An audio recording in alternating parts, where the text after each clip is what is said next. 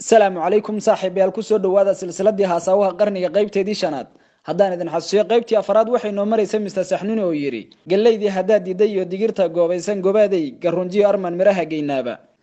qaybta shanaad waxaa daafuray abwaan shariif heer sare oo yidhi axmedow rag gabadhooda aad ku horgaarafaysay oo weli dembigii gocaanayo godoobi ku taallo afgalo fadawowga gob waa gabood kalay fallar baan gilgilaashiyo ku harin geesisuula tuure wixii aad gafnoo geysato oo gubaya urkeenna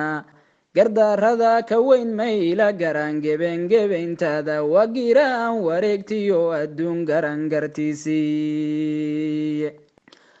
gabar aad garaaryaha xubnaha genyo ku ismayso markaan geel ku diidniyo fardaha iyo gammaan oo dhan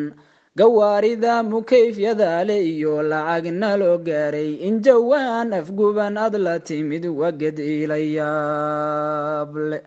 ragga aad ka gooshaysatee geedda kula beegay garyaqaanka kula keenaye geesta kula haya waxay garabka kagu siinayaan wagad ilayaable halkaa waxaa ka soo galay abwaan ismaaciil barako oo yidhi inkastoy gasiin tahay dalka angulle ugu deeqay digirtiyo gallaydaba rag baan saarin gowsahaye mar haddii se goor ay mutaan gaajo waa cadaawe gudcur mooye aan goob ku cunin gelin dharaareede ki geefana xifaalaha ku gala gole fagaaraye adoo guriga nimanka galo gabar ka doonaya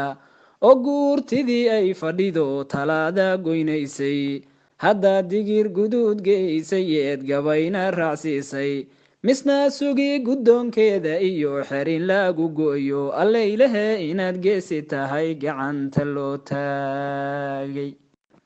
halkaa waxaa ka soo galay maxamed dictionary oo yidhi niman yahow gar loo wadaa islaam guurti baa tiriye niman yahow gar loo wadaa islaam guurti baa tiriye gabdhahaan garaarkii furtee gonyahaan aqaawan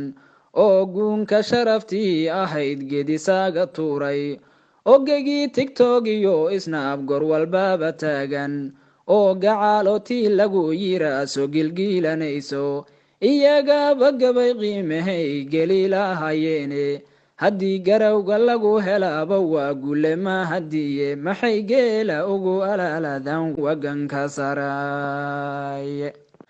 dhanka kale magaasirin hablaha goonida ahaaye gefna maahan hadalkaygu iyo gacal xumantiise dumaashina gayaankoo dhanbay gaarido tahaye waxaan geela ugu diidayaa ma ahan gumayne gallayda dhibyari lagu cunaa gogol saareedaade intay gebi ka dhaadhici lahayd goobo baahal joogo ayaan idhi gardaadiyo ilmaha gar iskala jooge waxaa halkaa ka soo galay cabdulqaadir docoley oo yidhi adinka gallaydan furiyo gabayo xeeldheere adinka ku geeraara yidhi godad ka mansoode iga gura haddaan geli raba garashadaydii gobolkan degniyo meesha ay gogoshu noo taallo guri ceel cadaadiyo gidhays geeska xaara dheere afka gaalkacyoodiyo ilaa balanbal geeskeeda geyigaan ku noolnahay dhulka gebi ahantiiba geelbaa gabdhaha laga baxshaa iyo gammaantooye